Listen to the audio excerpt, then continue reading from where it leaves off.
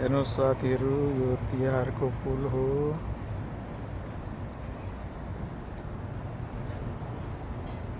यतापट्टि नि फुल छ, यहाँ खुर्सानीहरू छन्।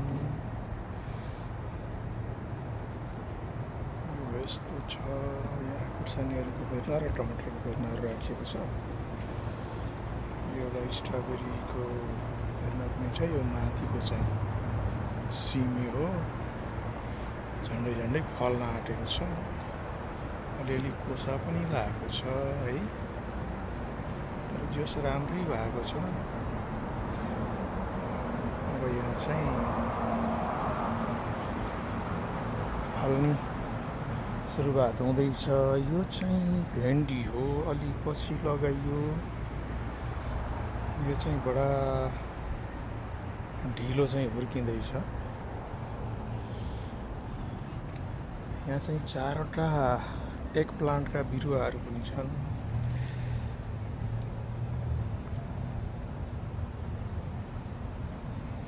यतापट्टि यो टमाटर हो, यो चाहिँ यसरी लौरोमा बाँधिदिने हो भने यो चाहिँ गजब हुँदो रहेछ है। टमाटर पनि फल्नै आँटेछन् अब त।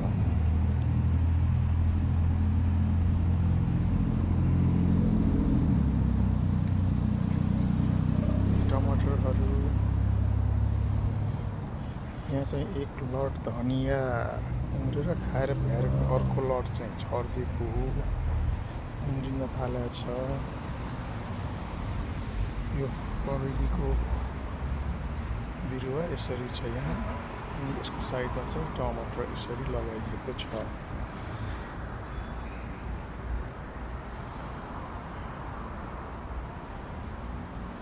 यो चाहिँ पुरै फल्न थालेको छ, तर स्ट्रङ सपोर्ट चाहिँ चाहिँदो रहेछ। अनि त्यो टमाटर फलेर यसलाई चाहिँ भुइँमै पुर्याउँदो रहेछ। अनि यतापट्टि यो बकेटहरूमा पनि टमाटर छ, यसरी सपोर्टहरू राखिएको छ। यो चाहिँ सानो 2टा खुर्सानी रहेछन्।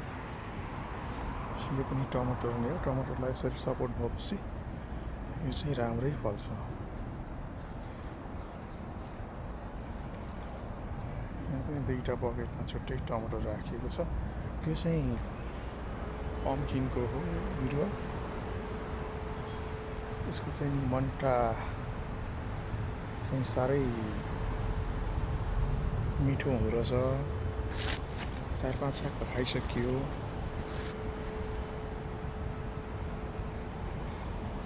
अनि यसलाई सपोर्ट यसरी बनाइएको छ, सायद राम्रै होला। अब यहाँ बिचमा काँक्रो छ, काँक्रोलाई यो चाहिँ यस्तो सपोर्ट बनाइदिएको हो। यो काँक्रो माथि जाँदै पनि छ।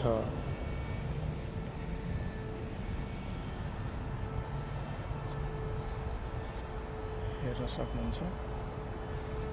र यतापट्टि यो चाहिँ घिर्यौँला। यो घिर्यौँलाको बोट र त्यो साइडमा बोडीका बिरुवाहरू छन्। बोडीको जाल चाहिँ माथि नै पुगेको छ है। अब यसले सायद चाहिँ आफ्नो ठाउँ लिन्छ। अनि अर्को यो चाहिँ यता 8-10वटा घिर्यौँलाको बेर्नाहरू छन् है। यो चाहिँ फुल्न सुरु भएको छ। अनि सायद अब केही समयमा यो फल्ने प्रोसेस हुन्छ। यो चाहिँ करेला। करेला पनि फुल्न सुरु भएको छ। अब केही दिनमा चाहिँ यो चाहिँ फुल्ने सम्भावना, फल्ने सम्भावना धेरै भयो। यो बिचमा चाहिँ यो बोडीहरू हुन्छ है। यो बोडीलाई चाहिँ सपोर्टहरू यसरी राखेको छ, झेक्रा भनौँ न। यस्तो छ। यहाँ पनि बोडी नै छ। यो चाहिँ फर्सी हो।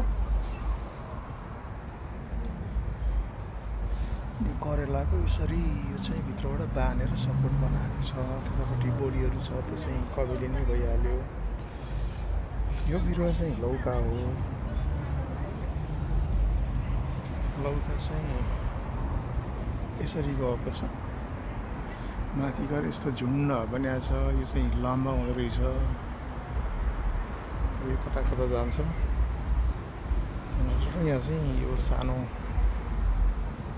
के भन्छ यसलाई जुकुनी भन्दो रहेछ यो जुकुनी र यसको साइडमा एक लट पहिलेको धनियाँ अनि सानो बोडी छ यो सानो बोडी चाहिँ मजाले फल्न सुरु भएको छ यहाँ हेर्न सक्नुहुन्छ यहाँ चाहिँ बोडी चाहिँ राम्रो फलिसकेको छ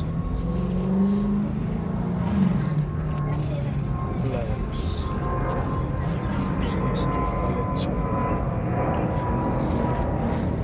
यो चाहिँ भुइँ बोडी रहेछ